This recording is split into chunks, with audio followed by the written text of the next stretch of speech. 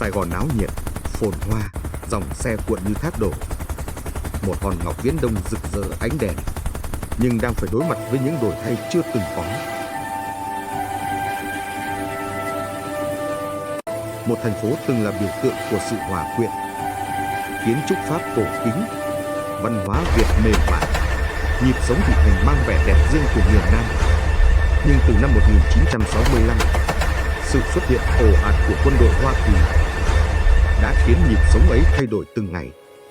Tháng 3 năm 1965, những đơn vị thủy quân lục chiến Mỹ đầu tiên đổ bộ tại Đà Nẵng, mở đầu cho sự hiện diện quân sự quy mô lớn của Hoa Kỳ tại miền Nam. Chỉ trong thời gian ngắn, quân số tăng rất nhanh, và chiến tranh bước sang một chương mới, với nhiều toan tính phức tạp hơn. Đô la Mỹ theo đó tràn vào Sài Gòn như một cơn lốc, thúc đẩy kinh tế đô thị phát triển chóng mặt.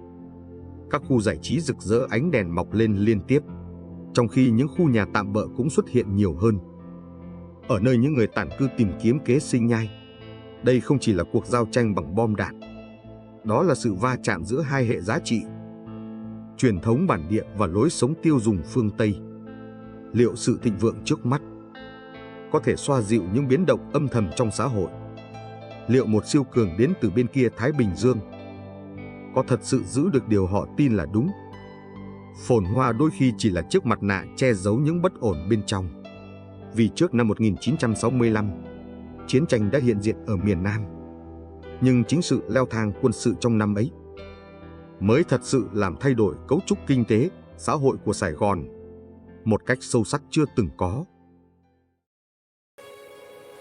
Những ghi chép của cố vấn Mỹ cho thấy một nghịch cảnh.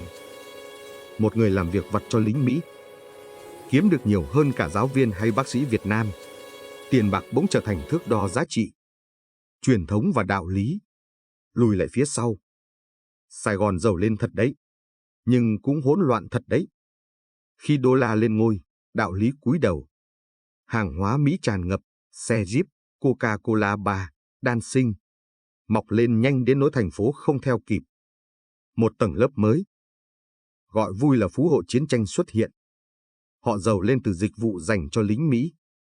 Nhưng sự giàu có ấy chỉ là lớp sơn phủ lên một bức tường nứt vỡ.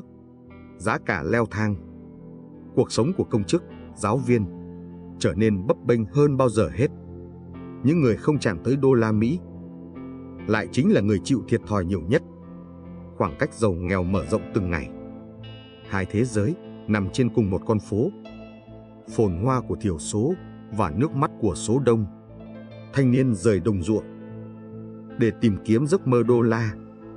Những khu nhà tạm bợ mọc lên vội vã. Bên cạnh ánh đèn phù hoa của thành thị, mái tôn méo mó, những giấc mơ mệt mỏi lẫn vào bụi đường Sài Gòn thập niên 60.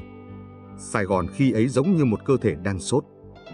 Bên ngoài thì rực rỡ và sôi nổi, nhưng bên trong lại yếu ớt và bất ổn. Lượng dân tản cư từ các vùng giao tranh đổ về ngày càng nhiều, khiến hạ tầng đô thị quá tải.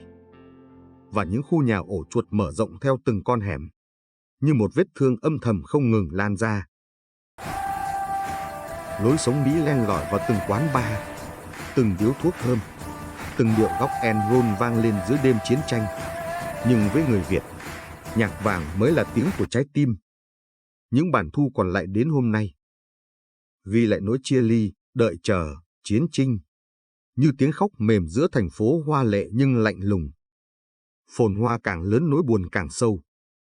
Khởi đầu từ trong giới trẻ, áo quần kiểu Mỹ, nhạc pop, rock, những bộ phim ngoại quốc trở thành biểu tượng mới của thời thượng. Xài hàng Mỹ, một lời tuyên bố thẳng thừng về đẳng cấp xã hội. Trong khi đó, những sản phẩm thủ công truyền thống dần bị gắn mác xưa cũ, chậm chạp. Những trào lưu văn học, âm nhạc bi quan phản ánh sự hoài nghi và cô đơn của một thế hệ, lớn lên giữa tiếng bom và tiếng nhạc phương Tây. Đôi khi, văn minh đến trước hòa bình. Sài Gòn lộng lẫy hơn, nhưng phía sau ánh sáng ấy là những lựa chọn mưu sinh đầy bấp bênh. Một số phụ nữ chung sống và sinh con với lính Mỹ, nhưng khi chiến tranh đổi chiều, quân Mỹ rời đi, họ và những đứa trẻ lại đứng trước ngưỡng cửa. của một cuộc chia ly không hẹn trước. Dù đây không phải là trải nghiệm của đa số phụ nữ, nhưng những câu chuyện ấy vẫn phản ánh một phần hiện thực gai góc của thời cuộc. Không phải sự tha hóa, mà là sự thích nghi đau đớn. Giữa ranh giới sống và chết, có những vết thương không hiện trên da, nhưng sâu đến tận linh hồn. Giới trẻ say mê giá trị với cha mẹ lo lắng truyền thống phai nhạt. Một thành phố, nhưng hai thế hệ bị kéo về hai hướng khác nhau. Đây là một cuộc chiến không tiếng súng, đánh vào những điều sâu thẳm nhất: bản sắc, niềm tin và nơi thuộc về. Bên cạnh ảnh hưởng văn hóa Mỹ, báo chí, điện ảnh và phong trào văn nghệ đô thị cũng phát triển mạnh, tạo nên đời sống tinh thần đa dạng chưa từng có. Không phải mọi mất mát đều đến từ chiến trường. Chiến lược tìm và diệt được quân đội Mỹ triển khai mạnh mẽ từ những năm 1965 đến 1968, nhắm vào lực lượng đối phương tại các vùng nông thôn. Nhưng chiến tuyến ở Việt Nam lúc ấy không hề có ranh giới rõ ràng. Tiếng súng không thể phân định đâu là chiến binh và đâu là người nông dân chỉ đang gieo mạ trên ruộng đời mình. Nhà cháy, làng biến mất khỏi bản đồ. Tiếng trẻ khóc lấn át cả tiếng gà trưa vốn yên bình. Cũng trong năm 1965, trên bầu trời miền Bắc, chiến dịch ném bom Rolling Thunder được mở màn, đưa chiến tranh lan rộng ra toàn lãnh thổ Việt Nam. Hậu quả bom đạn không chỉ nằm lại trên mặt đất, mà còn khắc sâu vào ký ức của hàng triệu con người vô tội. Mục tiêu là chiến thắng, nhưng cái đánh mất đôi khi là niềm tin của dân. Chương trình ấp chiến lược khởi từ đầu thập niên 60 nhằm kiểm soát nông thôn đã khiến nhiều cộng đồng phải rời bỏ ruộng vườn. Sau 1963, chương trình suy yếu, nhưng hệ lụy xã hội vẫn kéo dài đến giữa thập niên 60. Ở những nơi tạm cư ấy, họ trở thành người lạ. Ngay trên chính quê hương mình, quê nhà đổi thay và niềm tin cũng đổi thay. Sau biến cố 1963, Sài Gòn liên tục rung chuyển bởi đảo chính. Cả bộ máy quyền lực cũng loay hoay giữa dông bão thời cuộc. Sự hiện diện ngày càng lớn của Hoa Kỳ khiến nhiều người đặt câu hỏi: tương lai của đất nước này có còn do chính mình quyết định? Nguồn viện trợ đổ vào như thác, giúp duy trì guồng máy chiến tranh, nhưng cũng tạo ra kẽ hở để tham nhũng len lỏi và lớn dần. Một quốc gia vững vàng không chỉ nhờ vũ khí mà nhờ lòng dân. Giữa tiếng xe và ánh đèn neon rực sáng Sài Gòn, những tiếng nói mới dần xuất hiện. Sinh viên, trí thức, Phật tử, họ xuống đường, đòi hỏi hòa bình và quyền tự quyết. Tình hình an ninh trong nội đô cũng ngày càng phức tạp. Phá hoại, đánh bom, ám sát khiến nhiều người sống trong tâm trạng bất định. Xã hội bị kéo căng giữa hai kỳ vọng khác biệt.